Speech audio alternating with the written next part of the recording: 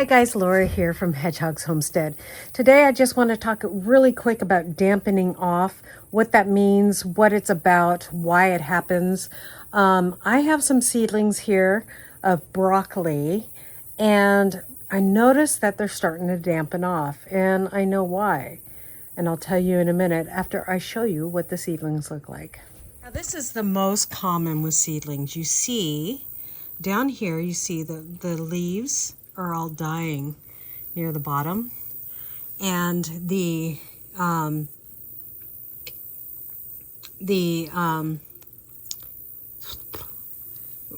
the bottom it's getting really thin. Now I'm going to bring these inside because one of the reasons why this can happen is either too much water.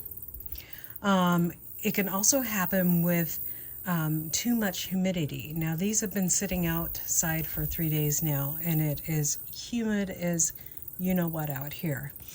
It is 94 and it feels like 100 right now as we speak. And this is one of the things that can happen, and this is what happens usually with seedlings and trays, and you can see it almost on all of my plants here.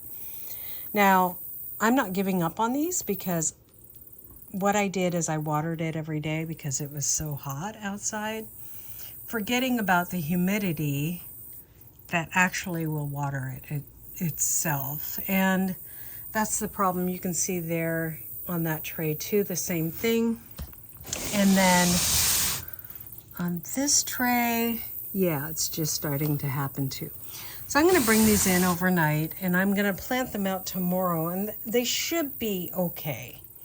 But one of the things that you can do sometimes, if you have dampening off on plants, it affects your roots, and that's why this happens, is your roots get all bogged down.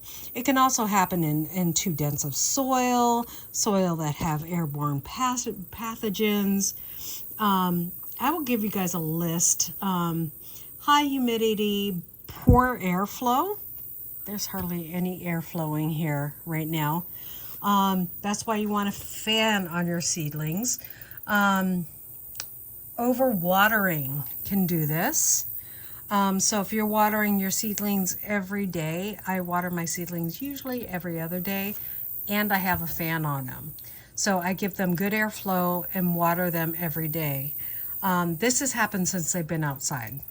And so this is a problem from them being outside. So this is either too much humidity or too much watering, which again, I watered them every day because it was so hot outside. So the high humidity and the poor airflow,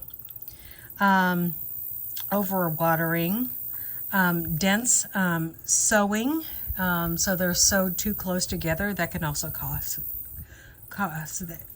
this problem. Soil-borne fungus. Now, if you see a fungus growing on top of your soil, it usually looks like a little white stuff happening. That can be fixed by giving them peroxide. So what you would want to do is that you would take your seedlings out of your tray and put them in a different tray, and then have that tray be clean, and make sure that you would put some peroxide in there, about half a cup of peroxide to maybe an inch or two of water in a tray. That would be really good. Another thing that can cause it is, it looks like all the leaves going bad. So that can happen. So these aren't sowed too close. They are going to move up into garden beds, and they're going to be further apart. But for when they're in the trays and before you put them in the ground, they will be sown a lot further apart. So water can cause mold, but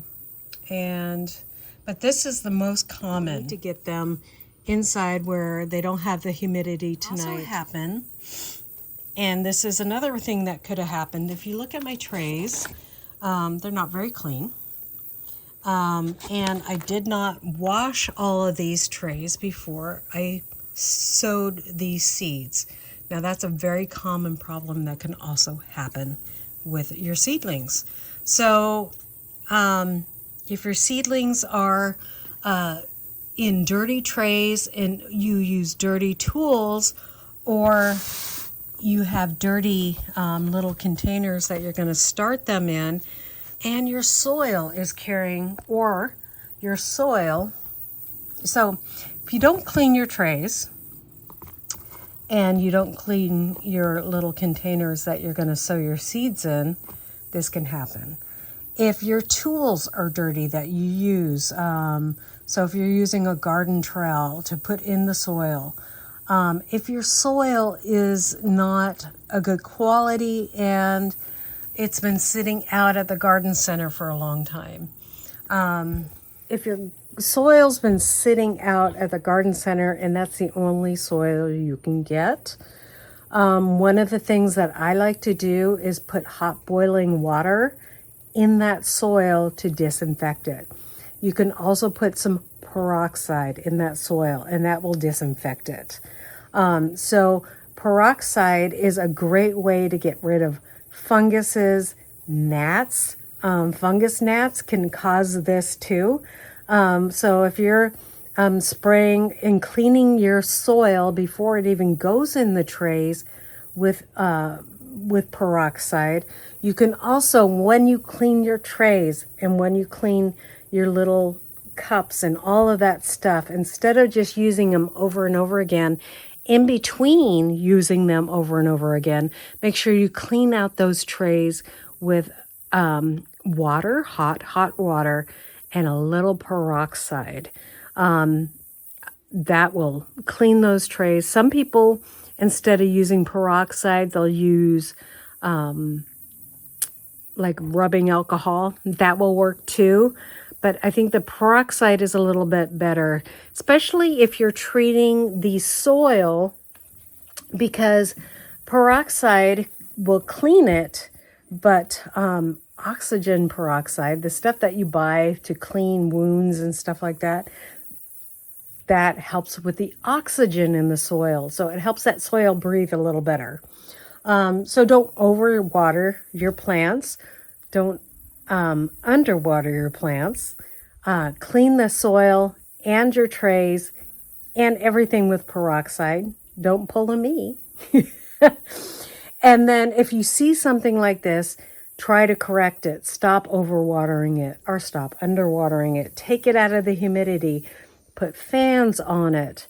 Fans, that's why you see people putting fans on their seedlings all the time, because it keeps that air flowing. And if you overwater, just having that seedling sit in the water too much. Don't water it every day. Make sure that it drinks up all the water that it has. That's another thing that you need to do. If it doesn't drink up that water and it's sitting in that water more than a half an hour, dump the rest of the water that's in the tray, because then it's gotten too much water, more than the plant needed. Okay, take these inside overnight and just let them sit inside, because right now it is so humid out here. You spend a couple minutes out here and you're sweating. So I'm gonna wait until it's not as hot to put these out. And we'll put the fans on them until I know that soil is nice and dry. You always want to water from the bottom. That's why you put them in these trays to start with. Now, another thing that I can do is I can clean out these trays really good. I can put some peroxide water after I clean out the trays, before I put them in the ground, and just kind of give those roots, that will help the roots breathe and come back and fight again.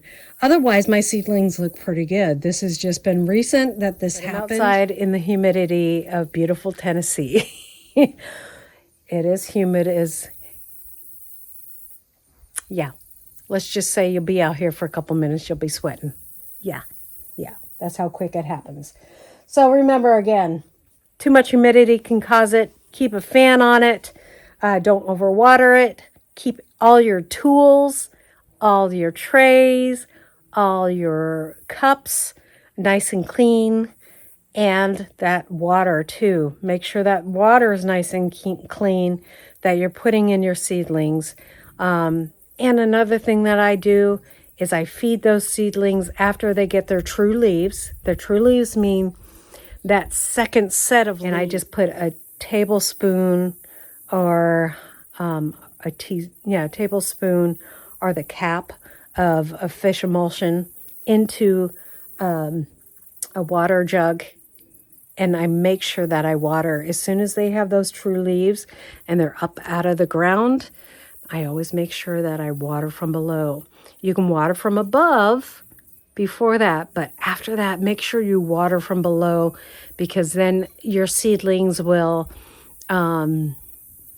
reach down, their roots will reach down through that soil and grab that. And anytime you have a stronger root growth in your seedlings, you have stronger seedlings. So anyways, thank you for watching today, guys. God bless, and we'll see you guys next time here on Hedgehog's Homestead.